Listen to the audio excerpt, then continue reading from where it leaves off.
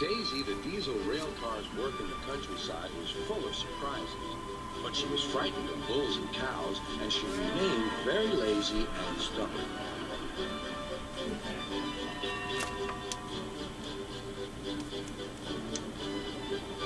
One day, Toby brought Henrietta to the station where Percy was grumpily shunting. "Hello, Percy. I see Daisy's left the milk behind again." "I'll have to make a special journey with it, I suppose." "Anyone would think I'd nothing to do," grumbled Percy. "Tell you what, Toby, I'll take the milk, you fetch my freight cars." The drivers and station master agreed.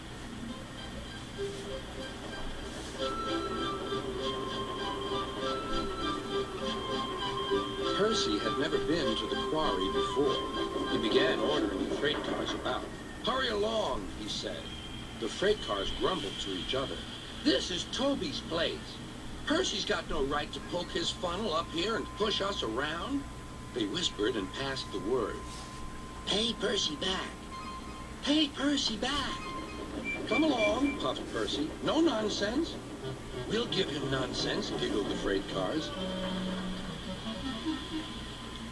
But they followed so quietly that Percy thought they were under control.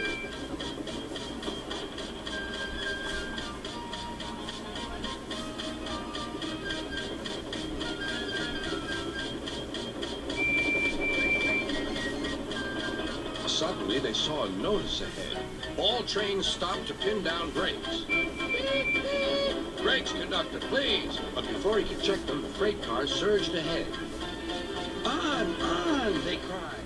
"Help, help," whistled Percy. The man on duty at the crossing rushed to warn traffic with his red flag.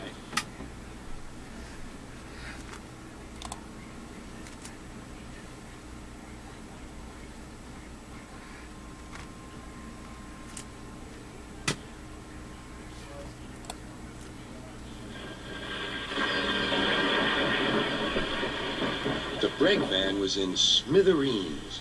Percy's driver and fireman had jumped clear, but Percy was stranded. Next day, Sir Topham Hatt arrived. Toby and Daisy had helped to clear the wreckage, but Percy remained on his perch of freight cars. "We must now try," said Sir Topham Hatt, "to run the branch line with Toby and a diesel. You have put us in an awkward predicament, Percy." "I am sorry, sir." "You must stay there till we are ready," continued Sir Topham Hatt. "And you really must be more careful with freight cars." Percy sighed. The freight cars groaned beneath his wheels. He quite understood about awkward predicaments.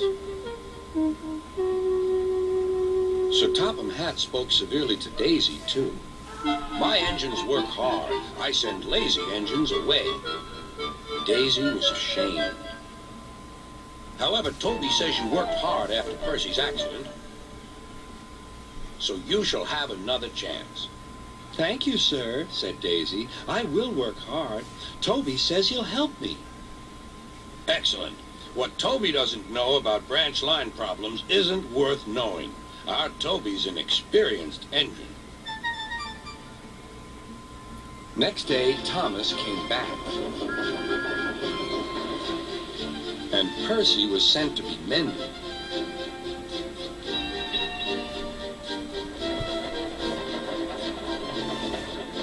Annie and Clarabelle were delighted to see Thomas again, and he took them for a run at once.